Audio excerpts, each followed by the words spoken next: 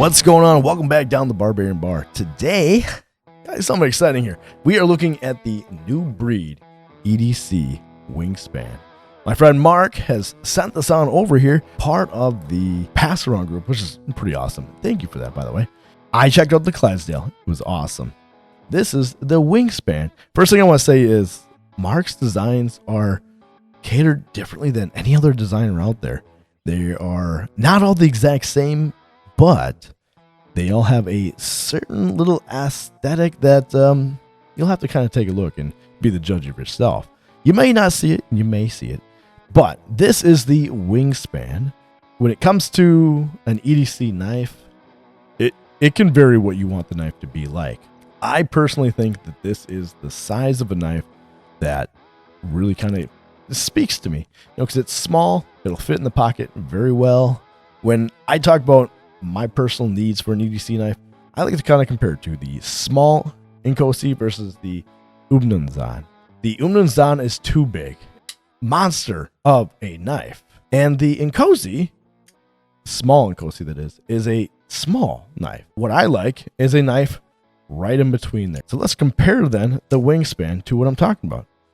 Well, right in between there, it is actually closer to the Zan in its own essence than the small Inkosi, but much more pocketable. No, you compare these two knives size-wise, definitely closer, but by no means this is much larger.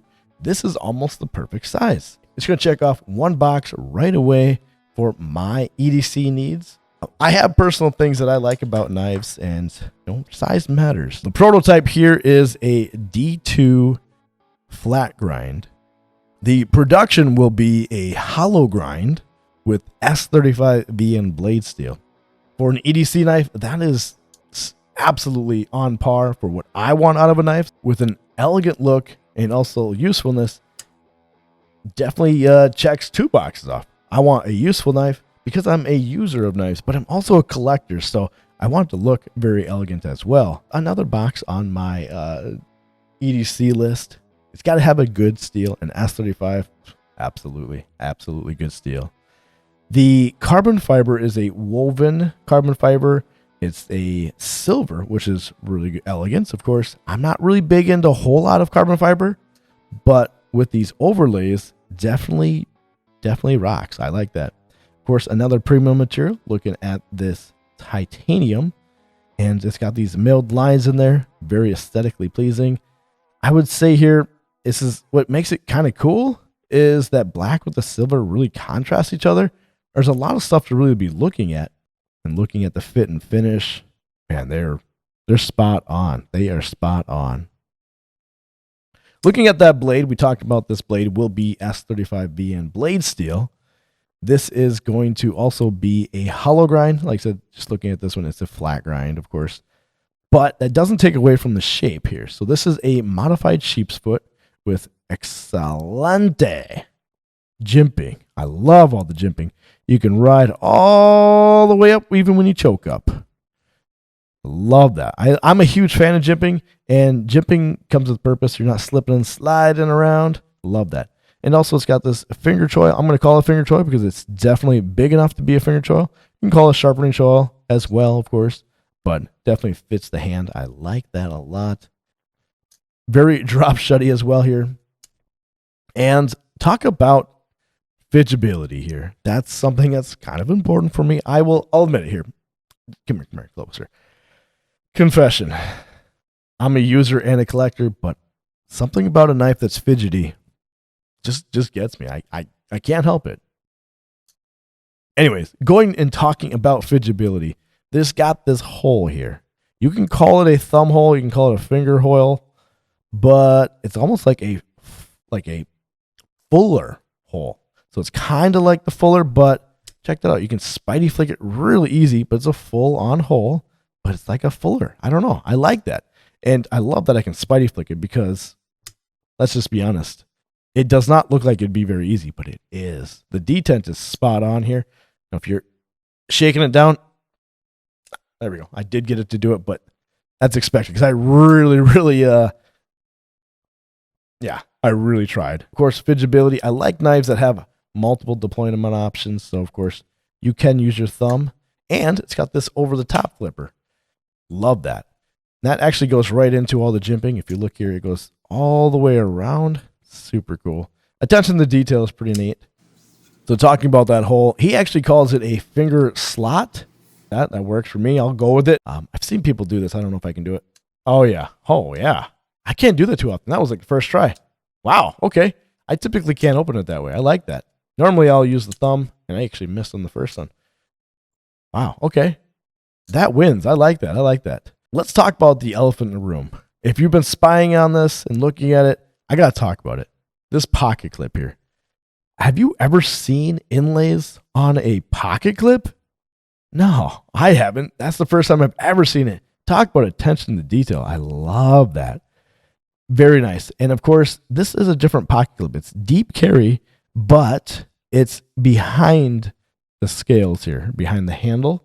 So it's not actually on top of it laying there, so you don't have to worry about it being recessed or anything. Although that screw is recessed. Very, very, like I said, attention to detail oriented.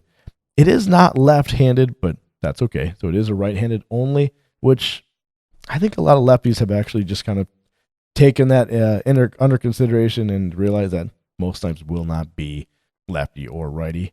Ambidextrous, you're looking at a total length of 7.84 inches. The edge on the blade itself here is 3.16, but when you talk about the blade actual length, though, from tip to frame, you're looking at 3.51 inches. The blade shape is a modified Sheepsfoot. Like I said, the production will be S35VN. Blade thickness is 3 millimeters. The handle is 4.39 inches. Very, very pocketable. The handle thickness here is 0.46 inches. The weight is very light because it's titanium and carbon fiber. You're looking at 3.2 ounces. The handle we talked about being titanium. All the tooling is T8. Like I said, we talked about the pocket clip, tip up only and right hand only. And the OEM is Kubi. And they do some fine work.